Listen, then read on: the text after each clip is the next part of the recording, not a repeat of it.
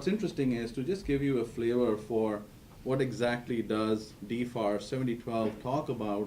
And I think what's also interesting is, and what's I think coming down the pike is, in many ways, DoD and DFARS, through the DFARS reg, is sort of the trendsetter in really helping the ecosystem, if you will, deal with enhanced security measures that everybody needs to take. I mean, it's very well known that as the government sort of hardens its security stance, state actors, other people that are looking for information will go to softer targets, and that is the ecosystem. As you know, the breaches have shown, it wasn't necessarily the government system that was breached, but it was some supplier, contractor and such that was breached. And so I think that trend will just keep on happening, just given the way things are shaping up. So I think it's DFARS first.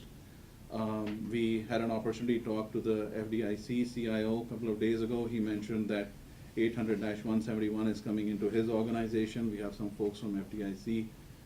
They're talking about it, and I think now FAR is coming. So I think it's just inescapable that we've got to take a look at it from an ecosystem standpoint. So again, what's interesting is DFARS Clause 7012 specifically calls out the use of a cloud computing based system, and basically what it says is it should be, and this is a direct pull from their website, is it talks about a FedRAMP moderate accredited system.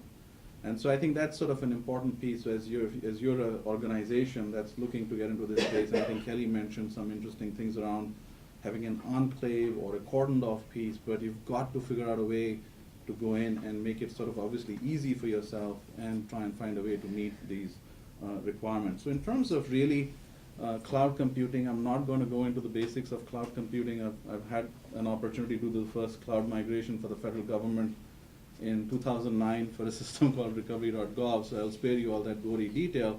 But really at the basics, from a cloud computing standpoint, what's interesting is, you know, a lot of people talk about time to market, but I think what's important here is time to compliance. And so what cloud computing does in this particular case, a FedRAMP moderate cloud computing platform, is it gives you all of those tools that are necessary for you to go in and secure your information system. So for example, if I need to go and find a way to go in and provide multi-factor authentication, it's there. If I need to go in and implement logging, monitoring, things like that, there are tools available. If I need to go in and implement protecting data at rest, encryption, etc., tools are there. So again, the point is, the idea is to go and make things simpler, to make it easier for you to go in and implement those controls, and to be able to meet what the guidance says. That's the first part. The second part is, when we look at cloud computing platforms, specifically from providers like Amazon, Microsoft, or others that have gone through the FedRAMP accreditation process, they have those systems, let's say if they're in the infrastructure level, they have gone through that expense, if you will, and that huge step in basically providing what is already a government accepted security standard and passing it, which is in this case, they have received the FedRAMP moderate provisional ATO.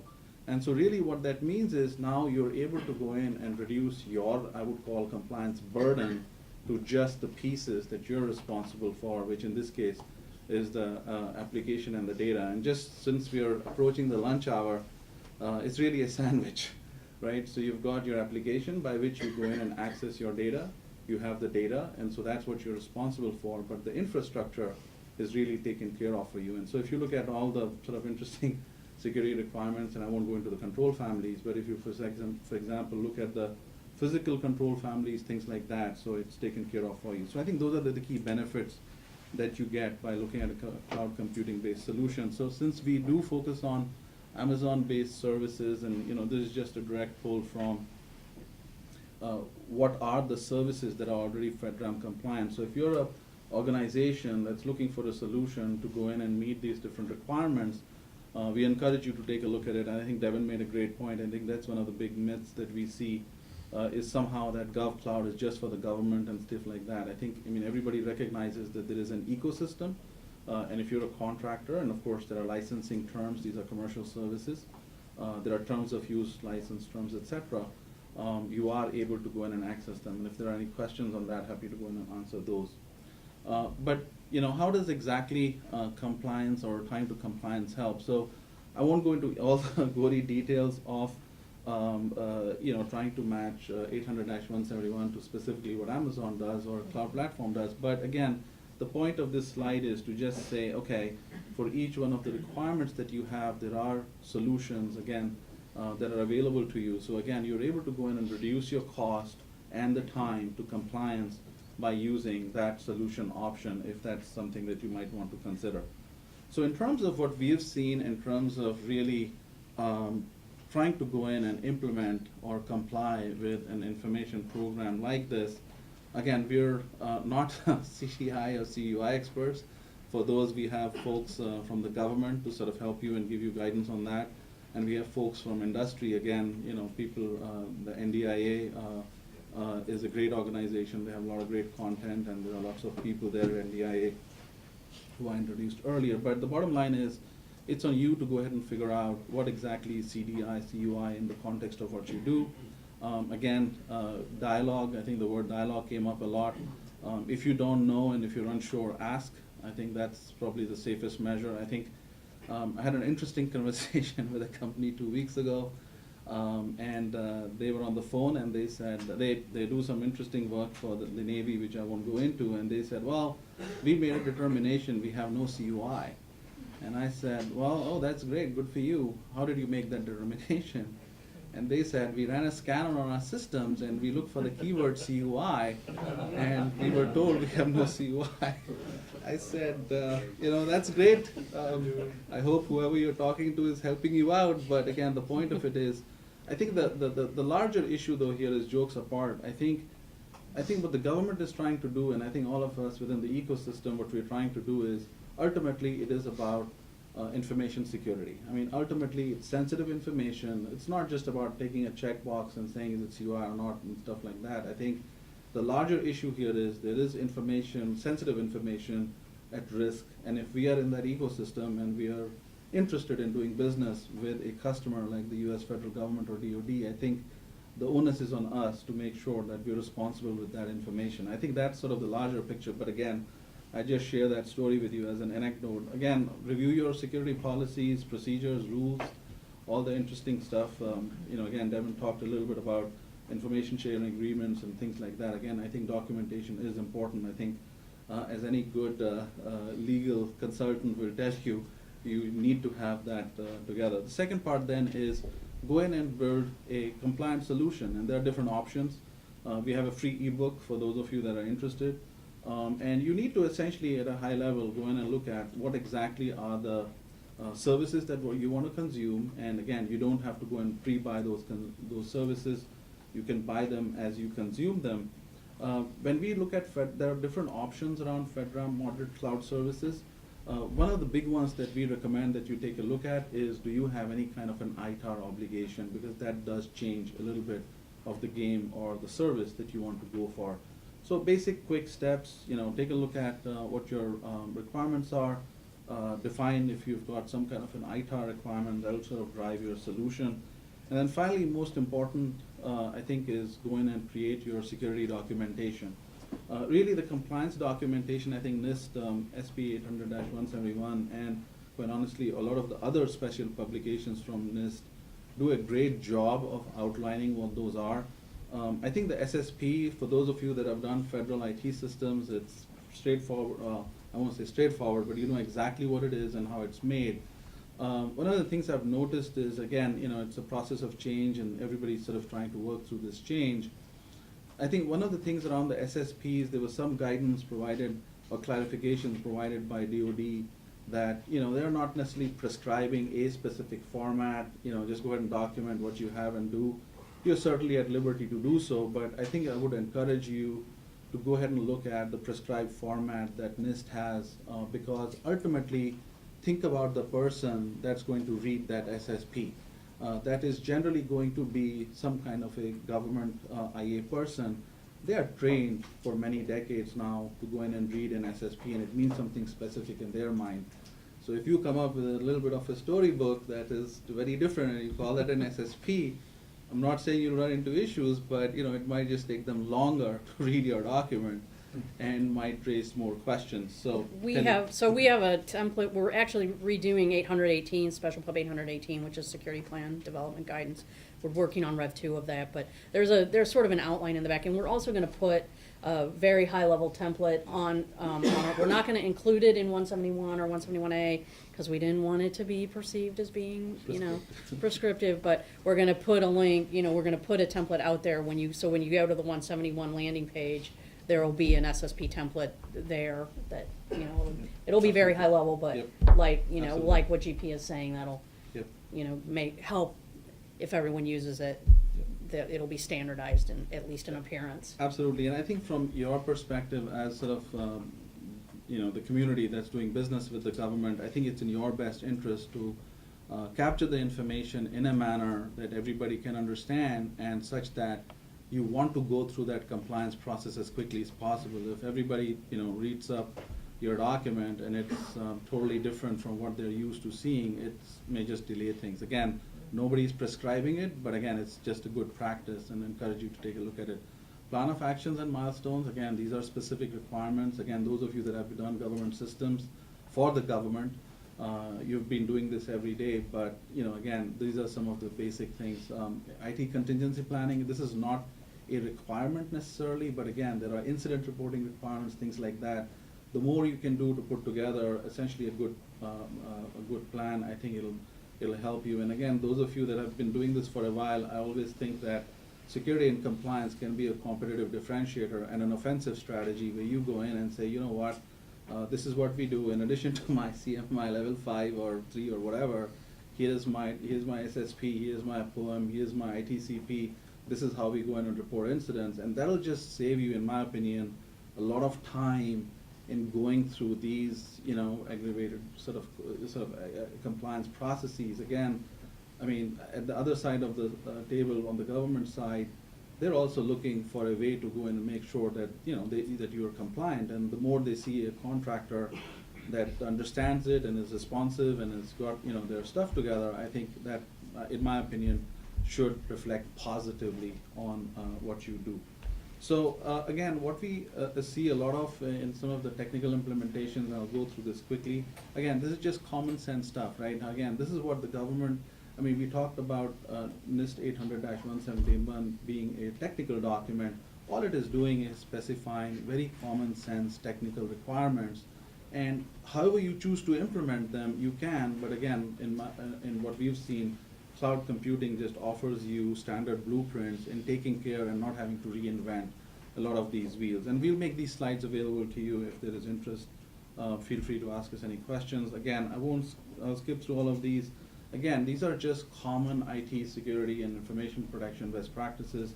Again, we of course are a for-profit corporation, so we are allowed to prescribe specific products and solutions.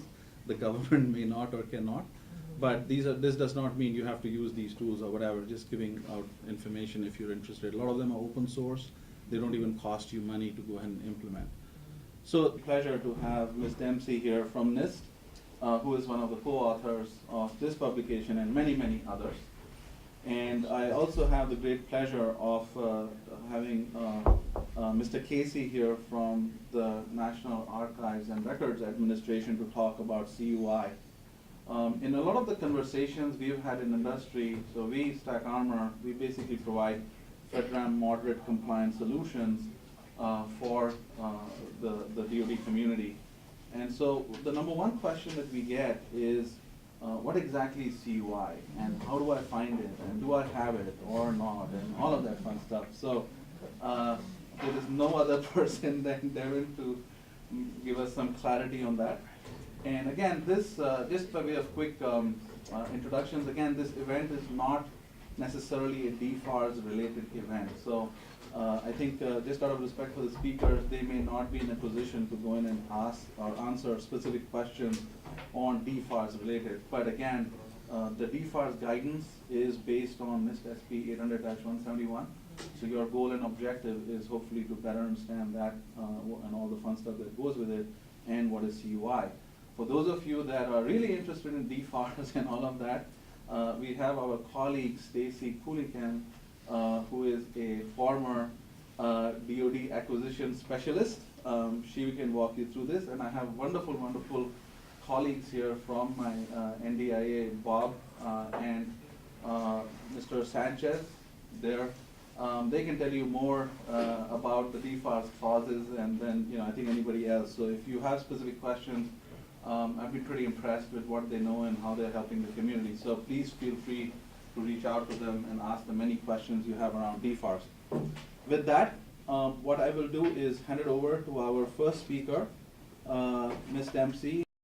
Welcome. Good morning, everyone. Thanks for coming to learn more about Special Pub 800-171 and the security requirements for controlled and classified information in non-federal systems. So we did have an errata update published in November 2017. So if you go to sometimes there's a little confusion about the version, what version's the correct version. If you go to our csrc.nist.gov website and go to the link there, you're always going to find the most current version. So. And when we do an errata update, by the way, it's just minor things. It's nothing significant, no substantive changes. So usually just minor corrections that were already in there. So what is controlled unclassified information? I think Devin's going to get a lot more into that, but just so we know what we're talking about for the purposes of this presentation, you can see it's defined there in the executive order. It's information that law, regulation, or government policy requires. So there has to be some sort of law or regulation requiring special protection for it. So we don't just have organizations willy-nilly saying, yeah, this is CUI and this is CUI. And no, it has to have these particular policies or regulations behind it, requiring some sort of specific safeguarding protections. This one? Yeah. So control and classified information in general is going to be supporting federal missions, and business functions that are going to affect the economic and national security interests of the United States. So that's another sort of definition or what the purpose of control and classified information is. And again, we have this executive order from 2010 where this government-wide control and classified information program was developed to standardize. So we had for official use only, we had sensitive but unclassified, we had all these random designations that really didn't have the significant meaning. And so the executive order was instituted to try to rein all that in and get everyone more standardized about what we were talking about. And then NARA was designated to manage that program. And so they did so by developing the CUI Registry with an interagency working group. But I know Devin's going to talk more about that, so we'll pass over that one. Is it CUI or not? So this is often the question. I get calls from people, from vendors who are struggling and really trying to do a good job and implement the right security measures, but they don't understand if they really need to. Do they even have CUI? And so the answer is that the federal organization should be telling you if you have CUI as part of your contract with them. So we shouldn't really have vendors in the position of trying to figure it out on their own. So as you can see there on the slide, one thing I do know about the DFAR is that it does state that the CUI must be marked as such. So if you as a vendor are given something that's not marked as CUI, you can assume it's not CUI. Problem I know comes from when subcontractors are depending on the prime, and the prime just says that this seems to be the biggest problem. The prime is saying, just do it. I'm not going to give you enough information. I'm not going to tell you about the information whether or not it's CUI. Just if you want to be our sub, then you have to do this. So we recognize that's a problem, but unfortunately at NIST especially, there's very little we can do about that. So when I do get calls from such subs, I do try to help them as best as I can, but it kind of puts everybody in a bad situation with that type of sort of flowing downhill situation. The FAR rule, not yet enacted. Are you going to be talking about that at all? Oh, yeah. Okay, so Devin will cover that. But again, if it's not clear and you're worried, the non-federal organization should always go ahead and ask. I mean, you don't want to end up in trouble, but so it never hurts to ask and try to clarify. So we did have this urgent need. Again, this is just a quote from 171. We want to protect that information when it moves from the federal space to the non-federal space. It still should be protected the same way that we try to protect it when we have control of it in the federal space. When it moves over into the non-federal space, it still needs that same type of protection so that we don't have a negative impact on the government to conduct business. So we talk about the pub is protecting CUI in non-federal systems. So first we define federal systems, which is actually conveniently defined for us in the FISMA, the Federal Information Security Management Act, now the Federal Information Security Modernization Act of 2014. But in any case, in both cases, it's defined, a federal system is defined in this way: an information system used or operated by an executive agency, by a contractor of an executive agency, or by some other organization on behalf of an executive agency. So it's that on behalf of language that sort of ropes the contractors in to compliance with FISMA. And then we have non-federal systems or anything else. If it doesn't fit that statement of a federal organization or someone acting on behalf of a federal organization, then it's a non-federal system.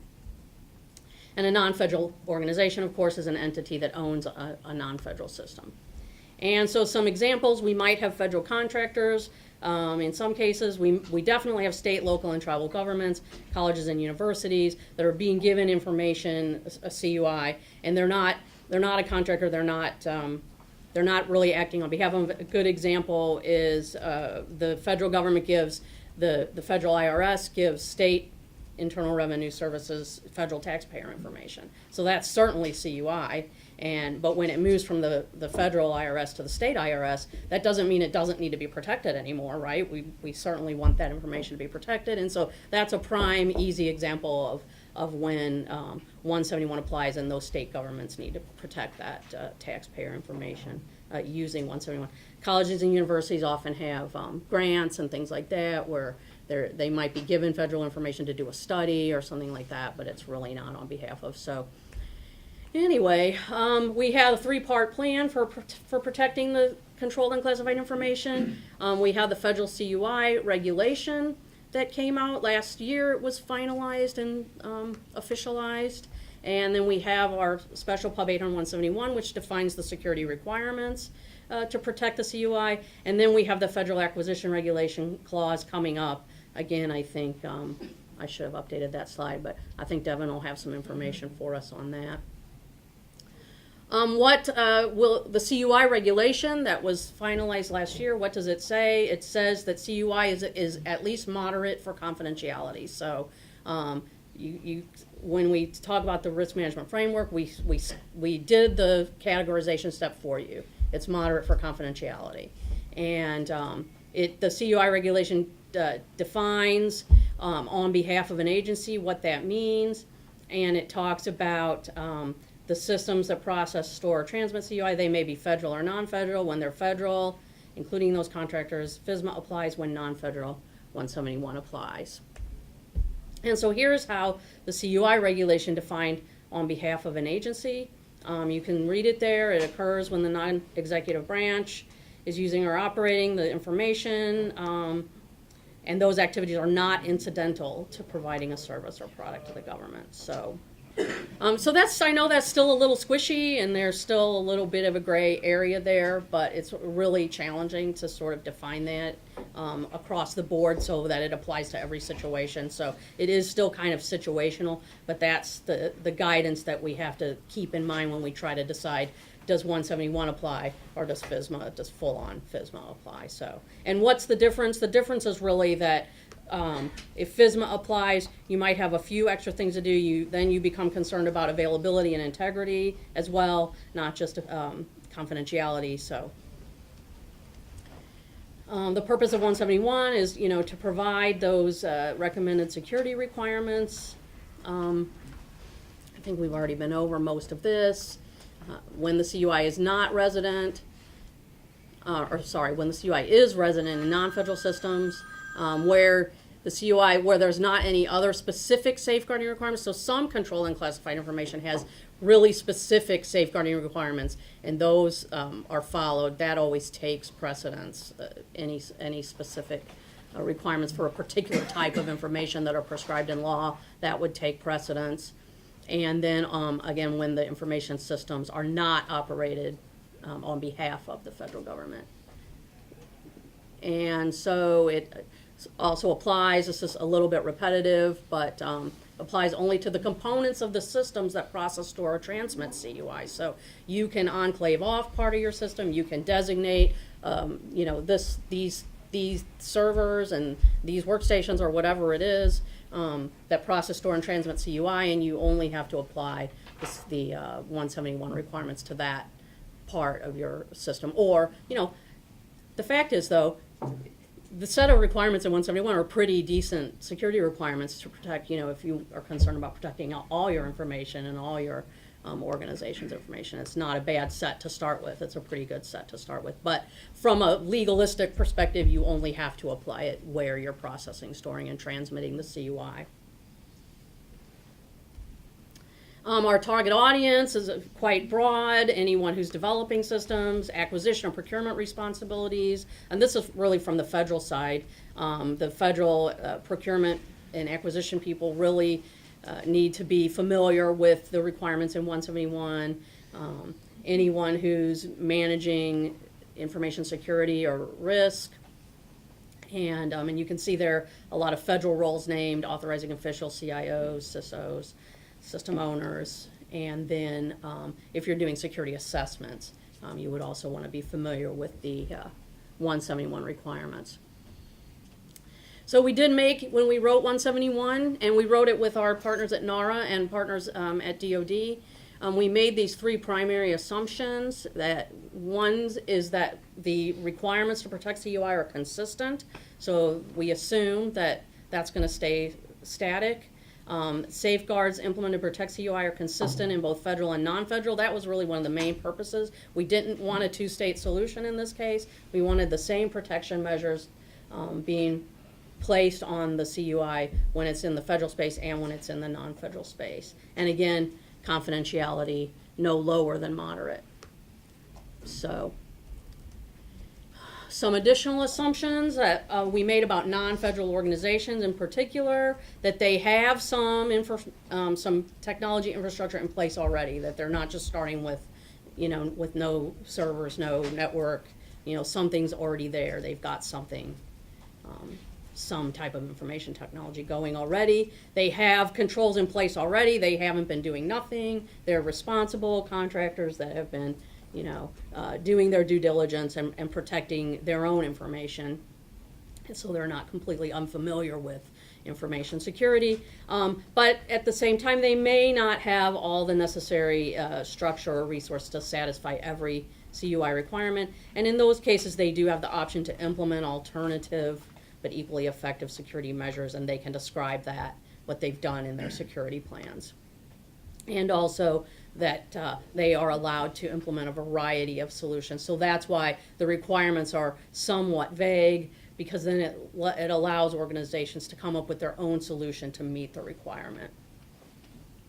CUI requirements, so the actual requirements that we find in 171, they are basic, that we call them basic and derived to distinguish between whether they came from FIPS 200 or NIST Special Pub 853. So I've gotten the question before, does derived means it's optional? No, it's all required. All the requirements are required, whether they be basic or derived. Again, it was just a way to designate where we pulled those requirements from. So when they came from FIPS 200, which is even more high level, much more high level than 53, those were the basic requirements. And then when we needed to pull from 853, is everyone familiar with 853? I keep talking about it. Anyone not?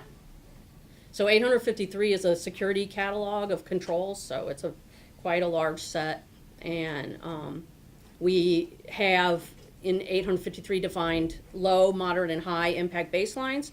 And so what we find in 171, wherever FIPS 200 didn't cover the moderate baseline for confidentiality, we filled in with the derived, what we called the derived requirements from 53. So that's how both of those came into play. We had to make sure, because again, we didn't want that two-state solution, we had to make sure that everything in the moderate baseline that supported confidentiality was included in 171.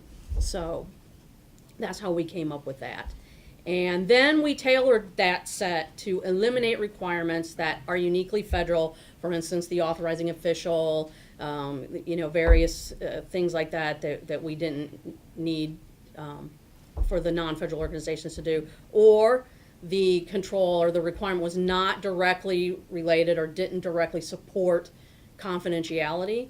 So if it was, for instance, most of the contingency planning family supports availability, so there's almost no contingency planning requirements in 171. So we tailored all of those controls and requirements that support availability and integrity. Now, of course, integrity and confidentiality are closely linked, so you're going to get a lot of integrity protection by doing the confidentiality protections. But there's a few integrity-only controls that are requirements that aren't in 171. So, and then the third thing was that we expected the requirement to be routinely satisfied by non-federal organizations without us specifying. So, for example, we would expect or certainly hope that organizations, again, if they're doing their due diligence, they have policies and procedures in place. They have some security policies and procedures in place already. So we didn't specify that they had to do that.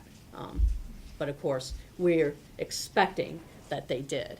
So that's kind of a little bit of a squishy area there, but really, again, if you're doing your due diligence, you really should have some of those policies and procedures in place anyway, whether you're following 171 or not. So here's the families. In Special Pub 853 right now, in Rev 4, there's 18 families. So here in 171, we have 14 families, and you can see them listed there. How am I doing on time, GP? You're absolutely fine. Great.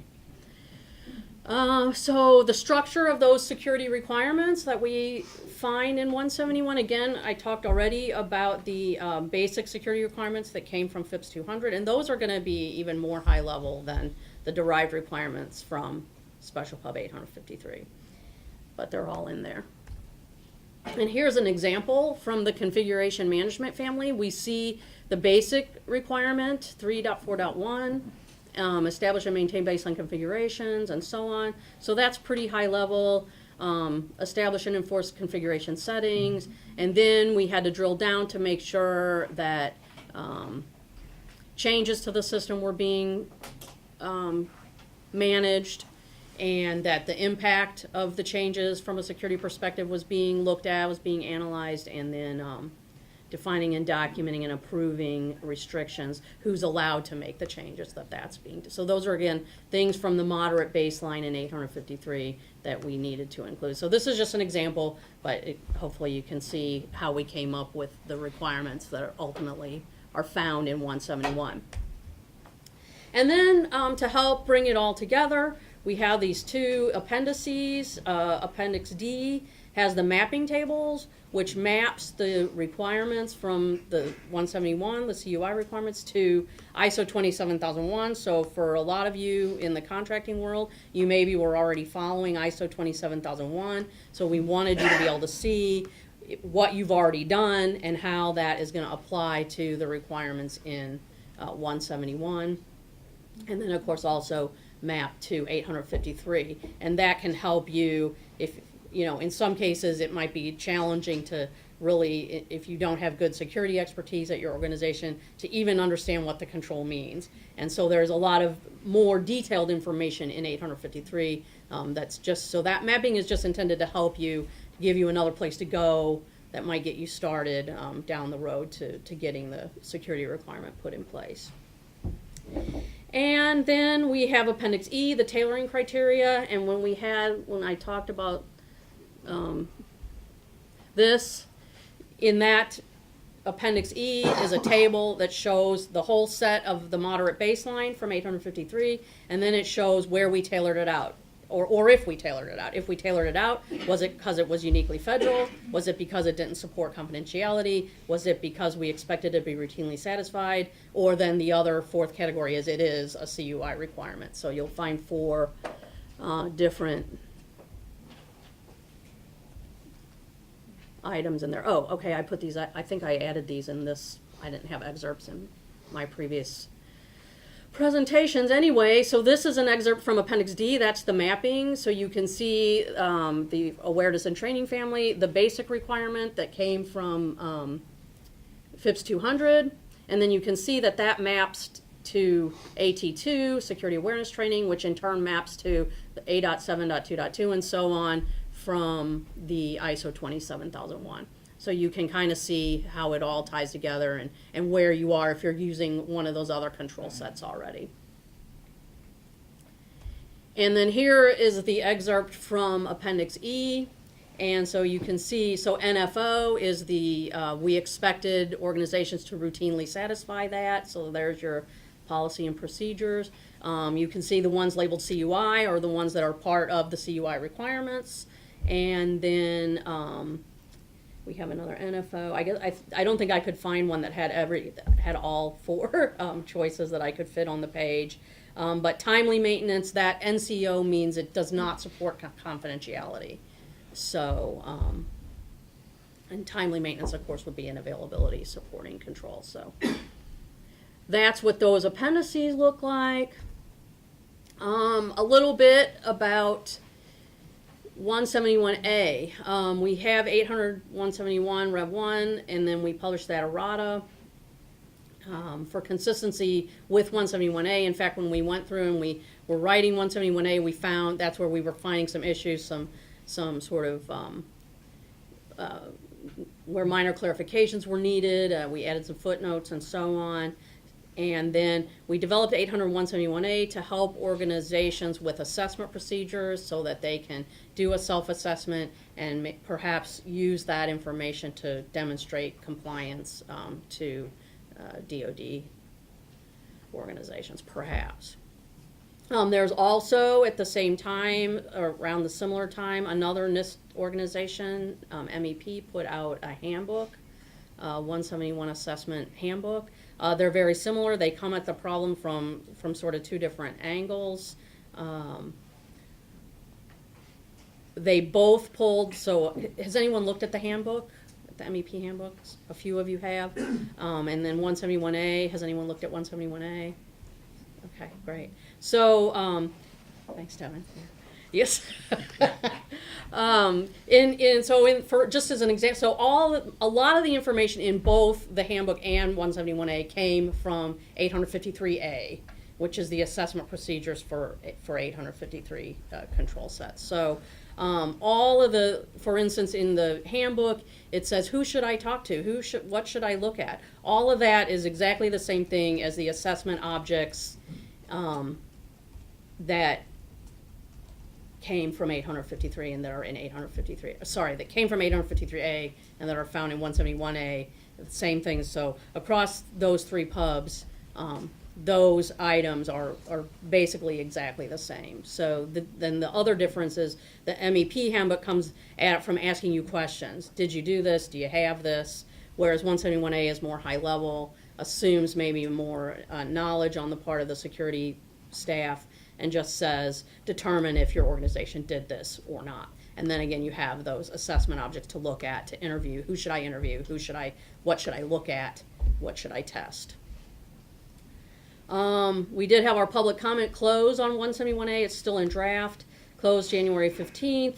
We're working on those. In fact, we should have we're going to all start looking at a new draft that took into consideration the comments that were made. So we should see the final public draft come out within the next month or so.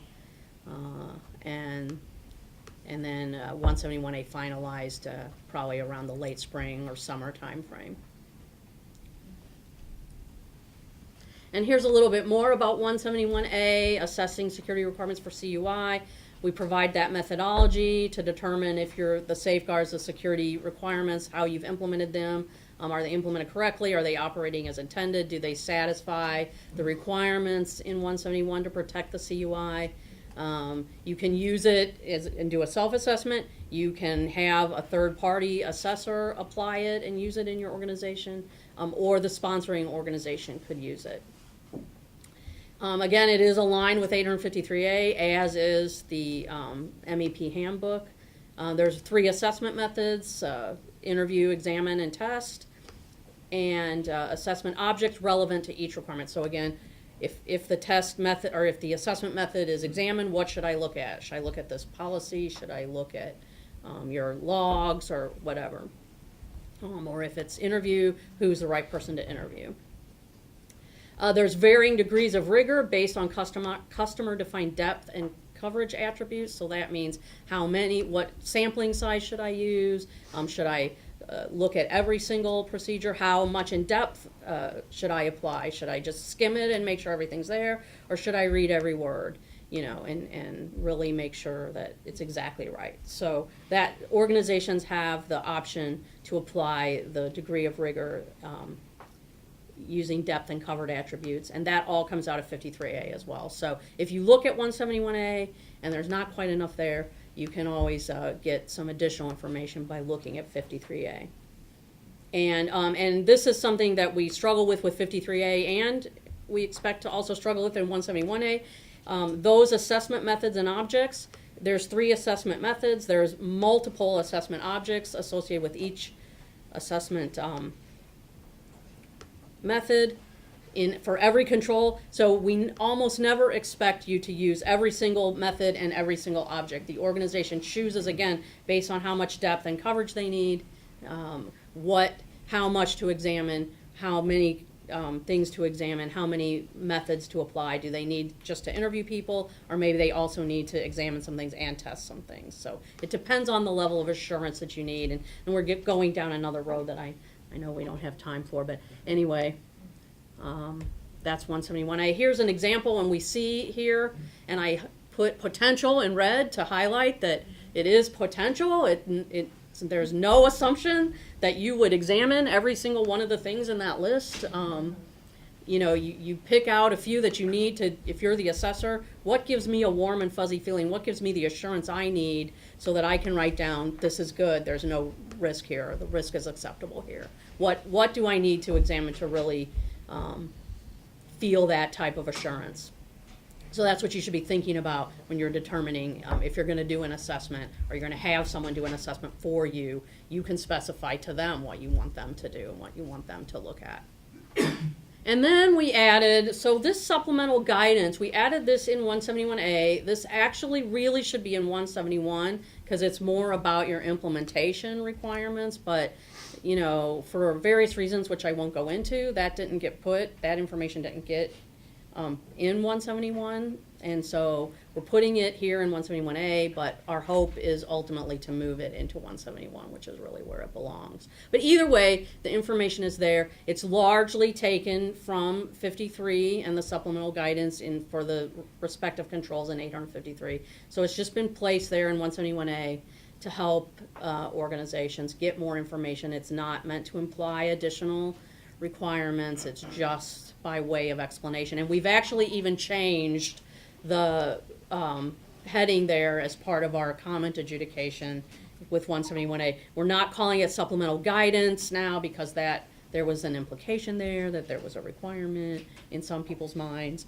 And so I think now it's been changed to supplemental information, or you know, something a little softened from guidance. So just so there, you know, we don't want any trouble. So just trying to help people out with more information. So and then here is a list for 171 and 171A additional resources for you. There's the MEP handbook. There's the CUI Registry link. And then if you're interested in DFARS and DOD issues, there's 3 bullets there at the bottom that might provide you with some additional information. And that last bullet, of course, a point of contact that you can go straight to DOD with your DFARS questions. So, because they are the appropriate entity to ask those questions of. that is it. There's our contact information. If you have questions, especially if your questions are about 171, what we meant by the control statement, what the intent was, for implementing control, please do contact us.